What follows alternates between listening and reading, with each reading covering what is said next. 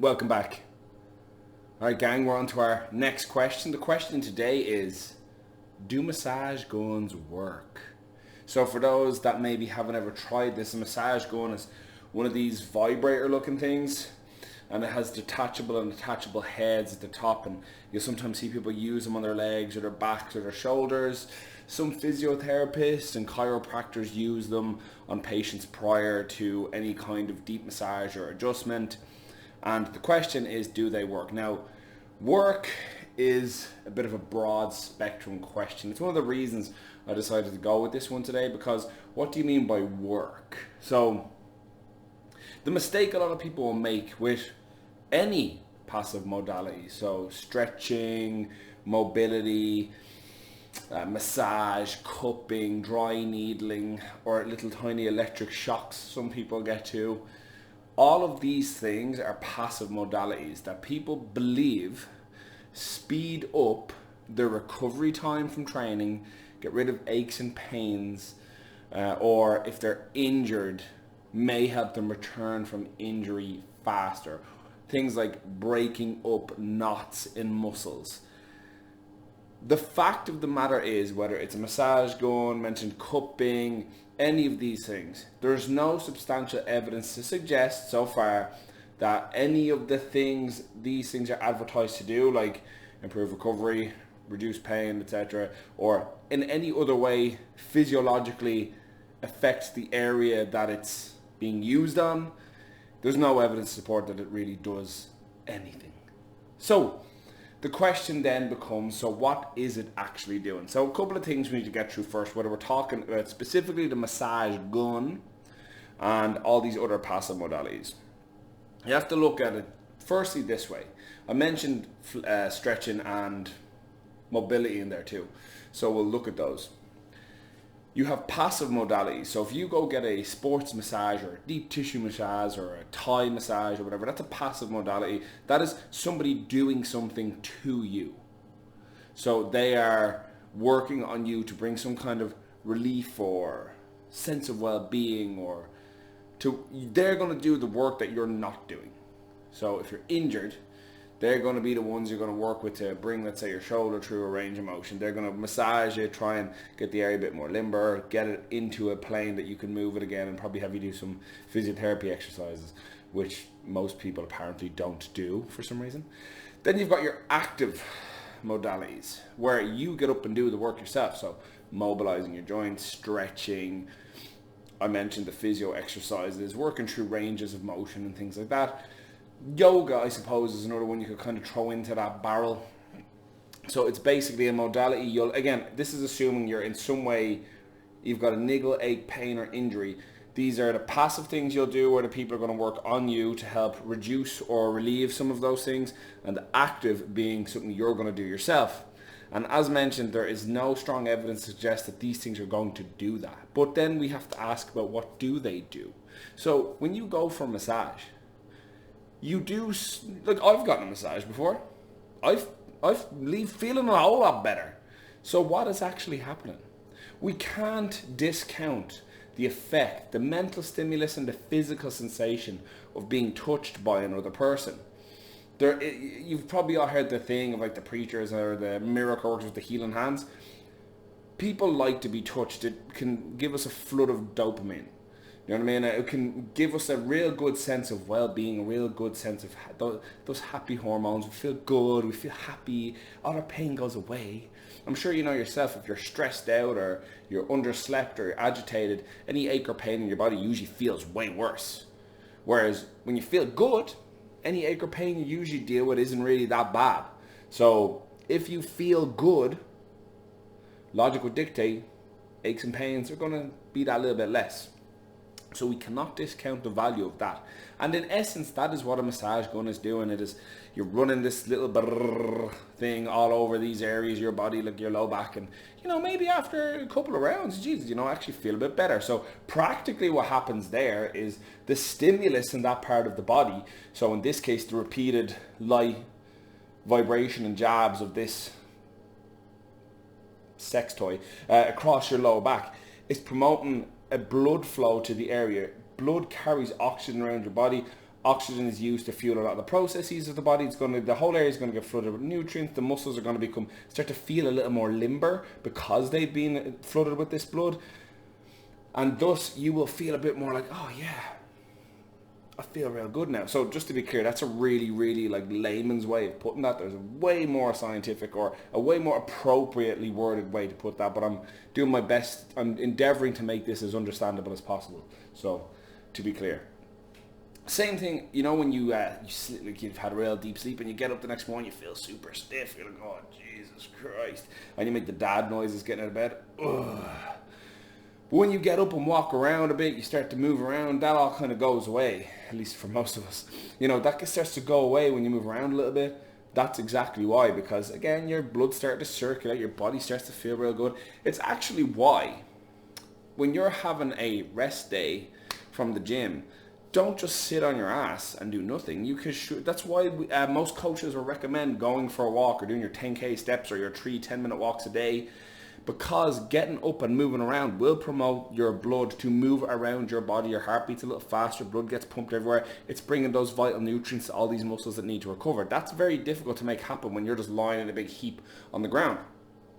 So in keeping with the topic of the video about do massage guns work, or, you know, helping to combat, you know, pain and injury, Alan Thrall, Untamed Strength, recently posted a video where he went over his ankle and he showed what he did over the course of the week to offset this pain. And none of it involved resting, icing, compression, none of that. He brought the ankle through the range of motion that he could. He didn't freak out, because, you know, most people do when they feel pain, like, I'm done, I'm fucked. I actually, just to go off topic for a second about the Alan Thrall video, which I will come back to, and you should watch it. I shared it yesterday. That won't be yesterday by the time I post this, but I shared it a little while ago. Go check it out. Anyway, it reminds me, he didn't freak out. There was a young powerlifter training in my gym once, and he took quite a long break between sets on deadlift. And he came over to pull his next set, so maybe it was 20 minutes. So he would have, you know, a bit cold by that stage, losing the training effect or whatever. And he went to pull it, and about a quarter of the way up, as the bar came off the floor, he said he felt like a snap sensation in his hamstring, and he just dropped straight to the floor and just cradled his hamstring for 10 minutes maybe. And he was like, I pulled my hamstring, like freaking out, borderline, probably about to cry. And encouraged him to get up and walk around a little bit, see how you feel. And he could walk, but it was like, and this is part of why I mentioned this, because in the video, Alan Thrall mentioned that he was purposely trying not to limp. He's trying to walk as normally as possible. This person made it seem like they almost wanted to limp. So I was like, walk as properly as you can, like as normally as you can. And, you know, after a minute, they can walk properly. But then, you know, when they were leaving, they decided to pick back up the limp again. Again, assuming that, I messaged them after, checked out how they were, assumed that they were injured. A week later, they were back training. It's not an injury if you're only off for a week. Let's be clear. That's actually a good topic for another video. If we talk about how liberally people use the words injury, we'll talk about that another time. Anyway, so the Alan Thrall video. So first thing he did is he made himself not freak out. He talked himself through it. He realized this is what's happening. Your ankle's swelling up right now. It's in a bit of pain. It feels a little bit stiff, but it's not broken. So let's take it through some ranges of motion and see what we can do. And he could rotate his ankle left and he could rotate it right. And he did that a couple of times. Then he did some standing plantar flexion, like standing calf raises like this, to see if he could load it. And he could. And he actually went on and did some more of his workout. Didn't do what he planned to do, but did something. So if you actually go and look at the video, you'll see his ankle's pretty big, like it's pretty swollen. Within a week, he went back and did the same workout that was the workout he got injured in. Injured. He was slightly derailed in. See how liberally we use that word injured? Even I do it. In any case, to be clear, and as a side point to that, why I shared the video, he didn't actually get hurt doing the workout, which was, I believe, a axle bar clean and press and a circus dumbbell clean and jerk, I think. he got hurt because as he walked backwards after the circus dumbbell lift, somebody had left their plates out and he stepped off the side of them. He didn't see them there. That's why you should always put your weights back. The people that work in the gym aren't there to do that for you. In any case, completely off topic, but I swear to God. So in any case, as we close out the point, these things do not reduce your likelihood of injury. They do not help you recover from injury faster in any real sense. But does that mean they're useless? No. Look, firstly, if you own a massage gun, this isn't me attacking you. If you own one and you enjoy it, go nuts. Have fun. If you have the spare finances to buy one of these things and you want to try it, Jesus Christ, by all means, go nuts. Especially now, a couple of years ago, I think the only one was like the Theragun, and it was like $600. Whereas now you can get like €45, €55 ones on Amazon. So yeah, sure, if you want to try it, go crazy, enjoy. See if you like how it feels. And again, that's the point. It's not about, all these devices, it's not about what they do, what they are good for. It's what people say they're good for. Like, I know, like a head, those head things people put on you like this? I know that doesn't do anything, but it feels nice every now and then. You know what I mean?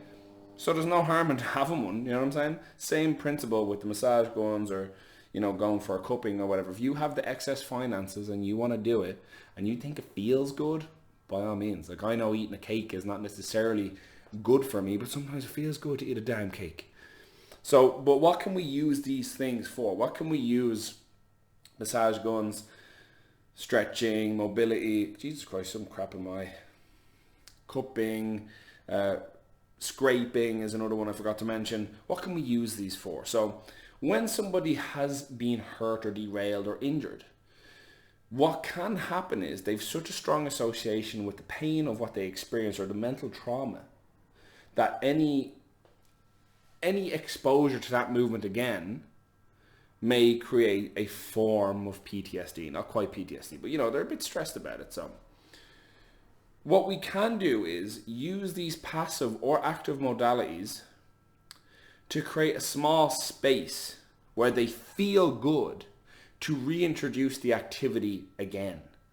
And over time, help them to realize they don't actually need that modality anymore. They can just go back to the activity. Now, the ideal here would be for people to realize, even if you are a little bit hurt or you tripped over a plate, let's say you tweaked your back low bar squatting. All right, how do you feel on high bar? Okay, that's too close. What about front squat? What about goblet squat? What about safety bar squat? What about leg press? What about hack squat? What about belt squat? There's a million and one other things we can do before we go, onto your couch, bed rest for 2 weeks, no movement, you got to rest that back up. There's a whole lot we can do and see what you're able to do before we ever resort to, the RICE method or the, massage guns and physios and things like that. And this is not to discount physios because they do play an important role in most high-performing athletes' careers, and to the lay public as well, or the average person, they can be a great mediator between recovery and return to activity, which is what we want in the end for anyone that's hurt or injured. We want them to be able to engage in the task and to be as fit as they were or even fitter again. But it's how we approach these things. So my final thought here on this long rambling journey we've gone on together is, do massage guns work? Not in the way you think. They're not going to help you recover faster. They're not going to make you perform better. Sure, they feel nice. So if you want to have a vibrating gun that feels good, go ahead. If you like to use it on yourself before you train and it fills you with a sense of well-being or makes you feel more performance ready, go ahead. I mean, there's no evidence to suggest that it does, but you are more than welcome to do what you want. But if you don't want one, or you don't want to waste your money on one of these things, you are not missing anything. So don't worry about it. My personal recommendation is I wouldn't bother getting one. Most people have them now, so you can borrow one if you want to try it. Or if you just want to get one for the crack, just buy a cheap one because they all do the same thing. So that is the end of the video. I hope that answers some questions. Like always, gang, jump across over to Instagram. You'll see those question boxes go up, or you can send across a DM and I will get to a video on that topic. Now, I've been very lucky so far. Everyone's been very, very involved, and I have a nice list of videos I want to make. So thank you very much for that. But more content never hurts, and you may have a burning question you want me to talk about over the course of a bit of time, 10 minutes, 20 minutes, 30 minutes, who knows. There is more long form content coming down the pipeline, hopefully when we can get together with a couple more people, get some other trainers involved there, have a bit more of long form discussion. Anyway, team, I'm out of here for today. Thanks very much for joining in. I'll catch you in the next one.